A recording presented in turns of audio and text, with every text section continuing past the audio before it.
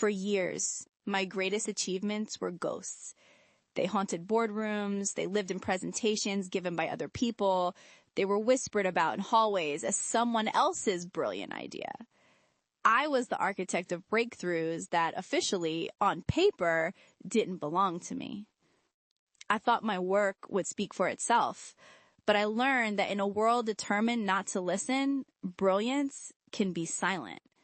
And silence is a form of erasure. I wasn't just overlooked, I was being systematically deleted from my own story, one stolen idea at a time. What happens when the quiet dedication you've built your life on is used as a weapon against you?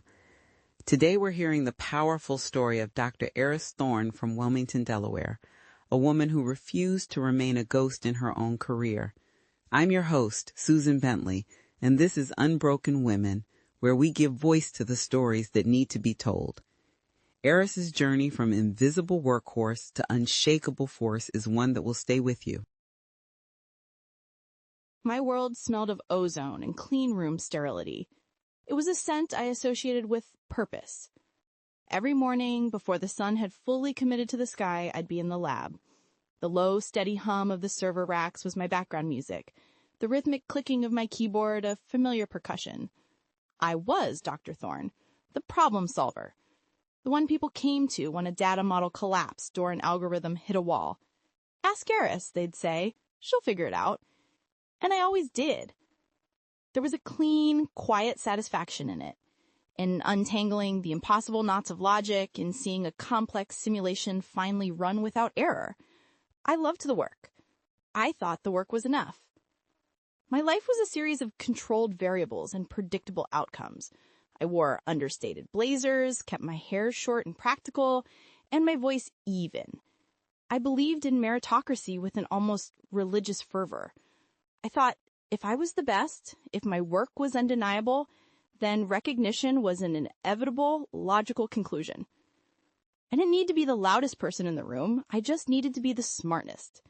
It was a comfortable, if lonely, faith. But beneath that quiet confidence was a constant humming anxiety. It was the pressure of being the only one. The only woman of color in most meetings. The only one who felt she had absolutely no margin for error. A mistake for me felt catastrophic, while a mistake from my colleagues was just a learning opportunity. So I became flawless, meticulous. I checked my work 3 times, 4 times.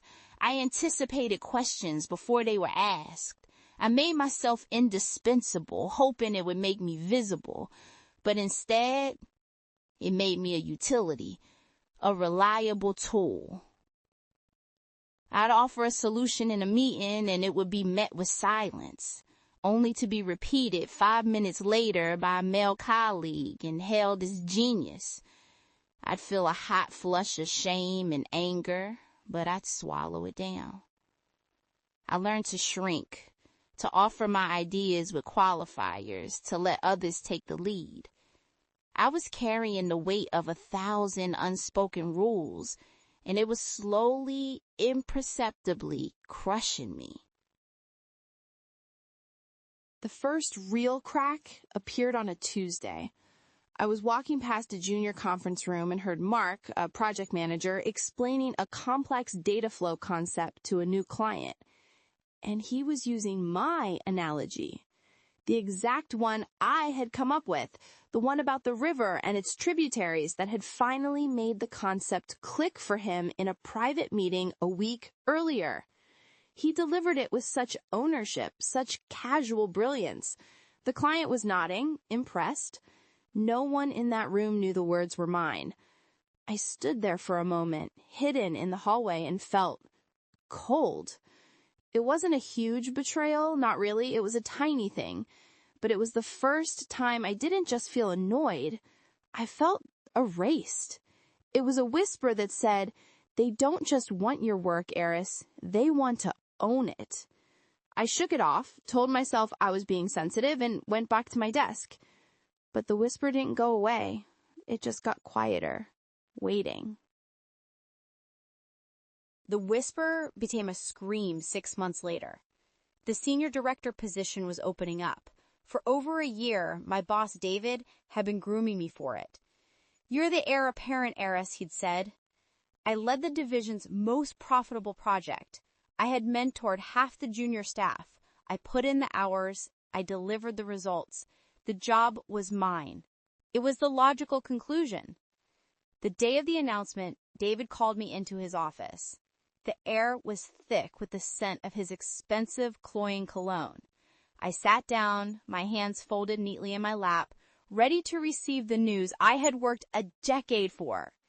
He smiled, a tight, practiced thing that didn't reach his eyes. He told me how much they valued my contributions. The word valued hung in the air like a bad smell.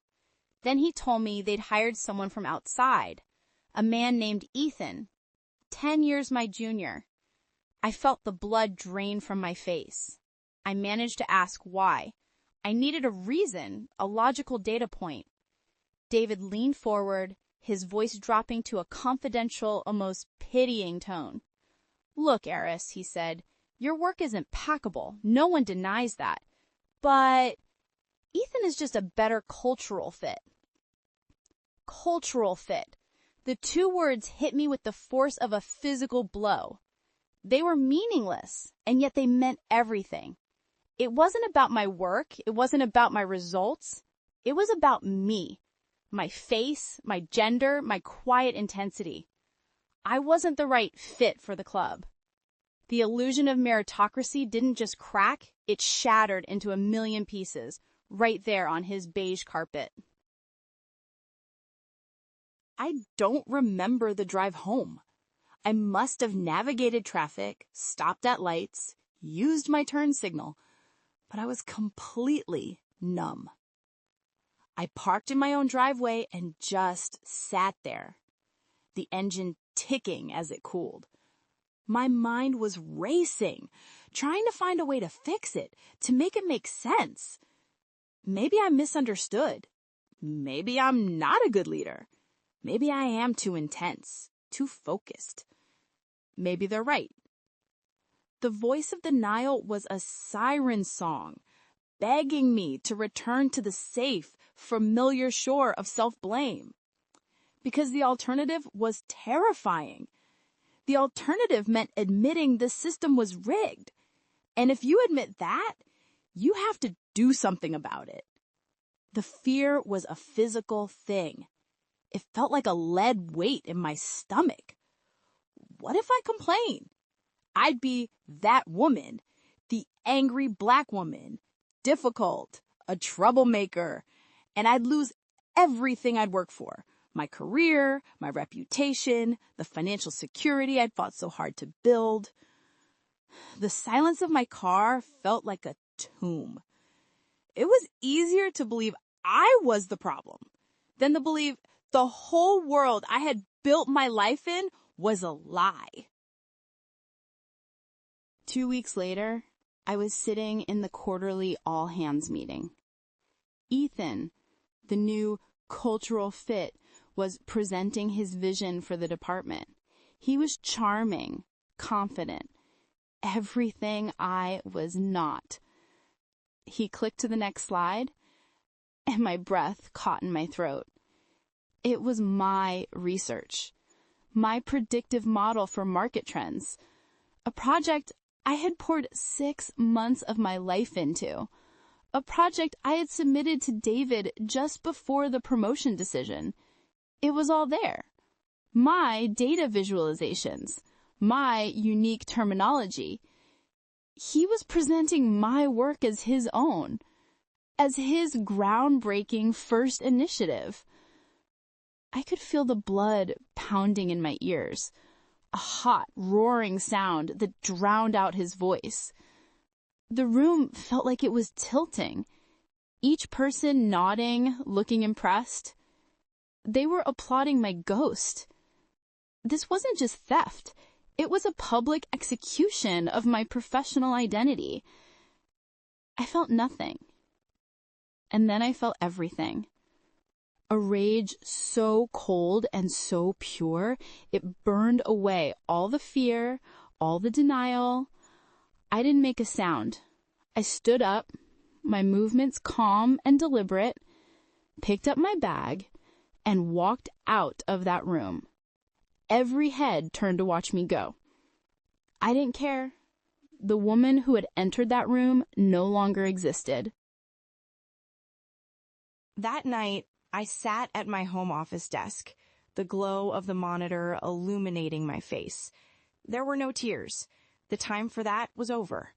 A lifetime of swallowing injustice, of staying quiet, of believing my work would be my shield and my voice. It was all gone. There was only a quiet, resolute clarity. The experiment was over, and the hypothesis was proven. The system was not designed to recognize me. It was designed to consume me. And I had a choice. I could let it. I could walk away, find another lab, another sterile room, and start the cycle all over again. Or I could fight. Not for the promotion, not for the money, but for the simple, undeniable truth of my own existence. I decided to stop being a good scientist who happened to be a victim and start being a scientist who studied her own case. My work was always about evidence. It was time to gather some. I opened a new encrypted document on my personal laptop. I titled it Chronology of Contribution and Erasure. My fingers, usually so steady on the keyboard, trembled slightly. The first entry was today's date. All hands meeting. E. Miller presented my predictive market model, Project Chimera, as his own. I began to work backward. I attached the original file from my server logs, time-stamped months before Ethan was even hired. Then the cultural fit meeting. I documented the date, the time, the exact words David used. I went through years of emails, project files, performance reviews, every instance where my name was quietly dropped from a patent filing, every group email where my contribution was minimized. Each entry was a small, cold, hard fact, a data point in a new, terrifying model. The rhythmic click of the keyboard was no longer the sound of my job. It was the sound of forging a weapon. I felt a strange mix of terror and exhilaration. I had just declared a silent war. The atmosphere at work changed overnight. I had stopped being the helpful, quiet workhorse. I started asking questions in meetings, polite but pointed. Ethan, can you walk me through the raw data on slide 7? I'm seeing some anomalies. David, could you forward me the minutes from the project launch meeting? I seem to have been left off the distribution list. Suddenly, I was disruptive, not a team player. David called me into his office again. This time, there was no smile, just a look of paternalistic concern. Aris, I'm worried about you, he said, his voice smooth as oil. You seem to have a chip on your shoulder lately. A lot of negativity. It's affecting morale. It was a masterclass in gaslighting. I was no longer an employee. I was a problem to be managed. Colleagues I'd mentored for years now avoided my eyes in the hallway. My requests for resources were mysteriously delayed. My emails went unanswered for days. They were trying to isolate me, to make me feel crazy, to make me doubt my own reality. They wanted me to break, to quit, to just disappear. It was a suffocating, invisible siege. And for a while, it almost worked. The loneliness was the hardest part. At night, I'd lie awake, staring at the patterns of shadow on my ceiling, and the doubt would creep in. It was a venomous whisper in the dark. You did this to yourself. You should have just kept your mouth shut. You've ruined everything. I missed the simplicity of my old life. Even the pain of it felt familiar, comfortable. This new fight was exhausting. it required a type of energy I didn't know if I had. There was no one to talk to, no one who would understand the nuances of the corporate warfare I was waging. I was an army of one, and most days I felt like I was losing. The temptation to just surrender, to delete the file and walk away was immense. It felt like standing on a cliff edge with the wind screaming that it would be so much easier to just let go. Then they came with the final blow. It wasn't a firing. It was an offer. A meeting with David and an HR representative I'd never seen before. They presented me with a severance package. The number was staggering. Enough to live on for years. Enough to start over, somewhere else, anywhere else. A golden parachute. But attached to it was a thick, leather-bound document, a non-disclosure agreement, an NDA, that would legally forbid me from ever speaking about my time at the company, my work, my experiences. It was the price of my silence. And I was so tired, so beaten down. I took the packet home. I spread the papers out on my dining room table. The money represented an easy way out, an end to the fight, an end to the loneliness. I picked up a pen. I could sign it, and all of this would be over. I could just disappear with my pockets full. I held the pen over the signature line, my hands shaking. This was it, the moment of surrender. Just then, my laptop chimed. A new email. The sender was an anonymized address. The subject line read, "Thinking of you." My heart skipped a beat. I opened it. There was only one sentence. Don't let them silence you, too. Two. That single two-letter word hit me like a jolt of electricity. It meant I wasn't the first. It meant this sterile corporate machine had done this before, to someone else, someone who probably took the money, someone who signed the papers and disappeared. In that moment, my fight was no longer just mine. It was for her, for all the other ghosts in the machine whose stories had been bought and buried. That anonymous email was a lifeline. It was a flicker of light in the absolute darkness, reminding me that my voice wasn't just my own. I put the cap back on the pen. The next morning, I didn't shred the NDA. I handed it, along with my meticulous chronology file, to a lawyer, a tenacious woman with fire in her eyes who read my story and simply said, "Let's get to work." And then I did something even scarier. I started reaching out. I found a former colleague on LinkedIn who had left abruptly a year ago. I sent her a cautious message. We met for coffee. Her story mirrored mine in horrifying detail. She connected me with two others. We formed a small, secret alliance. Sharing stories became sharing evidence. Encrypted texts replaced quiet suffering. We were no longer isolated data points. We were a trend. We were a pattern. Each conversation, each piece of shared evidence was a brick in the foundation of our case. But it was also a balm on the wounds of our isolation. I was learning to build bridges, not just algorithms. We won. Not in a dramatic courtroom showdown, but in the quiet, decisive way these things often end. A settlement was reached. But the real victory wasn't financial. It was the change inside me. 6 months later, I stood on a stage at a Women in Technology conference. I looked out at a sea of faces, and I wasn't shrinking. My voice didn't shake. I spoke about the insidious nature of cultural fit and the weaponization of silence. I was no longer just Dr. Aris Thorne, the scientist. I was Aris Thorne, an advocate. A woman who had found her voice, not in the sterile quiet of a lab, but in the messy, loud, and necessary battle for her own truth. I was finally, undeniably, visible. Sometimes I think about that woman, The one who sat in her car, paralyzed by fear. The one who believed her only value was in being quiet and perfect. I want to reach back and tell her, it's okay to be angry. It's okay to be difficult. Your silence will not protect you. I wouldn't trade the struggle. That fire forged me into someone the old me wouldn't even recognize, but someone she desperately needed to become. I had to be broken to become whole.